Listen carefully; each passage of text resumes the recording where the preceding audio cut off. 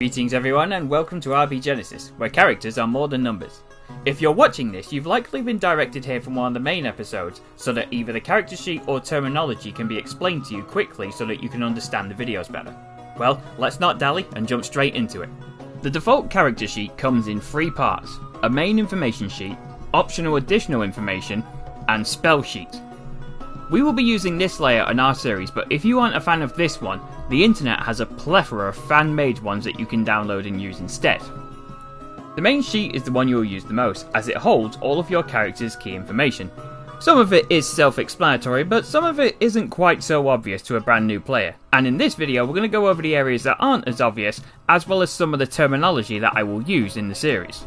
To play D&D, you need to use a D20, or a 20-sided dice, to determine if your character succeeds in the task that you want them to perform. If the result matches or beats a difficulty check, also known as a DC, that the DM sets, then you pass the check and your character succeeds. Roll lower and they fail. If the D20 lands on a 20 on its first roll, then this is what's called a critical success, and the opposite is true if it lands on a 1 as a critical failure. These respectively mean that you will automatically get the best result or the worst result for the check you were making. The extent of what these criticals apply to depends on the DM, but that's a topic for another time. Thankfully, you don't have to rely on the dice alone for success. There are a number of factors that contribute to the result of the roll in both positive and negative ways. The first and biggest factor are the stats. The stats are representative of your character's natural abilities. Each one will contribute to how well your character will perform certain actions. Each of these stats can go to a maximum of 20, though there are ways to make them higher. The higher the number, the more likely you are to succeed in your task. Each of the stats will also be accompanied by what is called a modifier for each number. The higher the stat number, the better the modifier. I will explain what modifiers are in a few minutes, but let's finish the stats by first explaining what each one means. First is strength. It determines how physically strong your character is and how well they can perform physically demanding actions, such as swinging a heavy weapon, running for a long time, or lifting a heavy load. Second is dexterity. Your character's ability with nimble and agile actions, such as lockpicking, jumping out the way of danger, or attacking with light weapons. Constitution is your character's general health and toughness. This determines how well they can withstand certain harmful effects like poison and intoxication, as well as determine your maximum health points. Intelligence is your character's knowledge, their ability to think in the moment and figure out conundrums. Every character uses this to recount information, figure out what something is, and certain spellcaster classes will rely on this to cast spells. Wisdom is more like knowledge your character has from experience and studies, useful for specialized skills such as animal handling and medicine, and it is also a stat that contributes to spells for certain spellcasters. Finally is charisma, your character's ability with words and social situations. Useful for many social interactions like bartering, performing, lying, and, once again, it can be used to cast spells.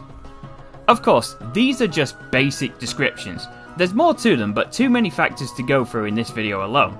We're only looking at the basic information here, and further details will be found in episodes when we create an actual character. Next we come to the skills section. Through the process of character creation and your choices in developing them, you will decide what skills your character specializes in. When you roll the dice, you add or subtract the number associated with the related skill. The number related to the skill is determined by your stat modifier number. So for example, if I want to push a heavy boulder down a hill, I need to make an athletics check as it is related to strength. If my strength was 14, I would be able to add 2 to the roll, whereas if it was 6, I would have to subtract 2 from the roll. As you can see, even with the higher modifier, I'm still unable to push the boulder down the hill. However, you also have what are called proficiencies. A skill your character is proficient in represents what your character is best at, and you get to add the proficiency bonus to anything your character has proficiency in. This can also apply to saving throws and weapon attacks, which we will cover in a moment.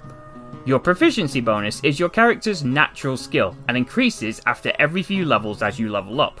So if I was proficient in athletics, I would then get to add my proficiency related to my level to my roll on top of the stat modifier. This ruling also applies to what's called saving throws. Saving throws work like skills, except the difference is that these rolls would be rolled to resist effects, like poison, or if you have to avoid getting hurt by a trap. Once again, your stat modifier will set a base for the saving throw, and if you have proficiency in that saving throw, you get to add your proficiency bonus on top of it. Next, the attacks and spellcasting box. Like skills, your character will be better at fighting with certain weapons, determined during creation and development. Also like skills, you will roll a d20 to see how effectively your character attacks. The goal with these rolls is to beat an armor class, also known as an AC. AC determines how hard your character is to harm. If an attack roll made against a target matches or beats the AC, this means that the attack has connected and caused damage. If it is lower, the attack has missed or is ineffective. The attack bonus is calculated by adding the related stat and the proficiency if it applies. Add them together and you will get the number you can add to the attack roll. If you hit something, now is the time to make a damage roll to see how much damage you do to the target. Different weapons have different dice that is rolled to determine the damage. You roll these dice and then you can add the modifier of the stat you used to make the attack to the attack roll. So to give a complete demonstration of an attack, let's say you're going to attack a target and your character has a dagger, which is a d4 for its damage dice. Your character has proficiency with daggers, and the build of your character allows you to use wisdom for the attack. Your character also has a wisdom modifier of 5, a proficiency bonus of 5, and you know that you need to beat or match an AC of 15 to hit your target. You roll the d20 to begin the attack and get a 5. Then add your attack bonus, which is calculated by adding the wisdom modifier to the roll and the proficiency bonus to the roll, bringing it up to 15.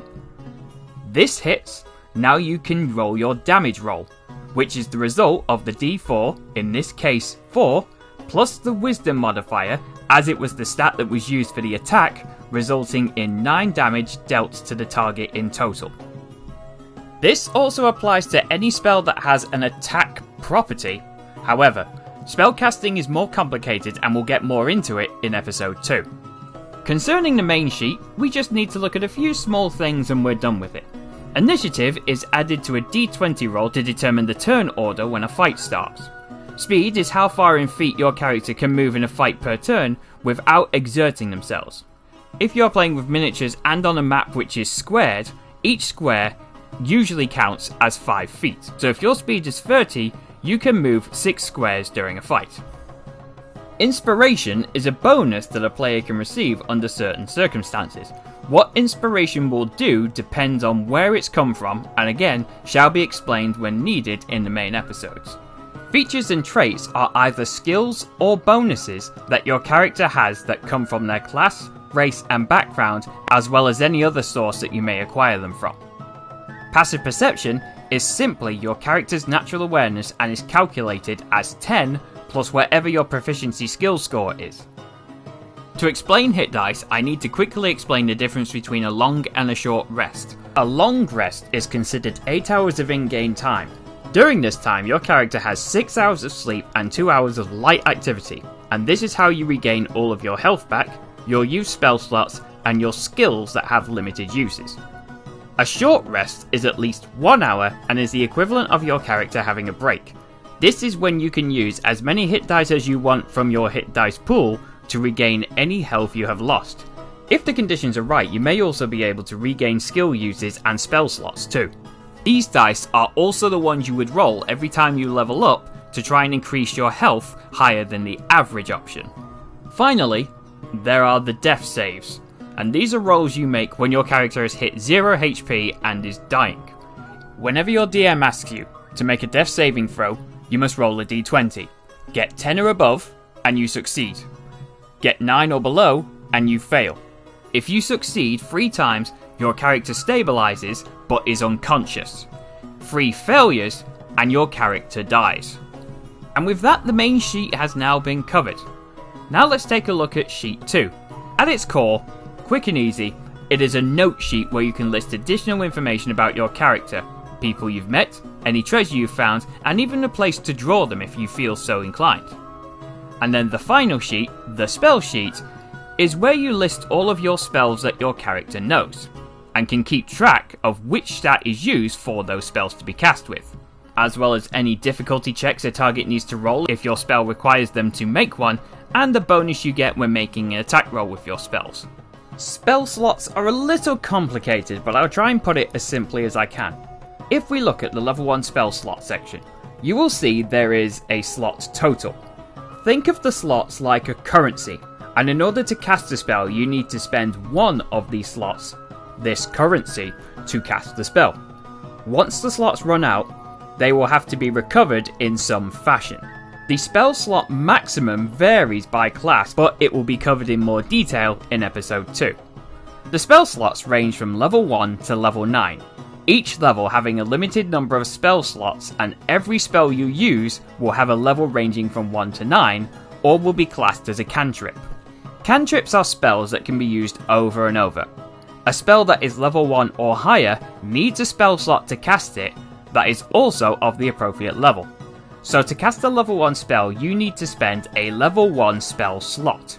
However, the slots are not locked to the level they are associated with, and you are able to use a spell slot with a higher level than the spell's level, which could potentially make it stronger. But you cannot use a spell slot lower than the spell's level to cast it. The spell you want to cast may also need to be prepared for use during a short or a long rest. This differs by class and situation. It is a little confusing, especially if you are a brand new player, and there are more mechanics to spellcasting that complicate things further. But once again, they will be covered and spoken about in episode 2 and when appropriate in the episode. That's the basics of it. As you watch more of the main episodes, it will go into more detail about specific parts when it's relevant, and I know it looks confusing at first, but honestly, once you put it into practice, you'll get it like that. All the pieces will fall in place and you'll be doing it without thinking in no time. I hope this made it clearer for you, and if you are in the middle of a video right now, I hope this made things better for you. So, enjoy.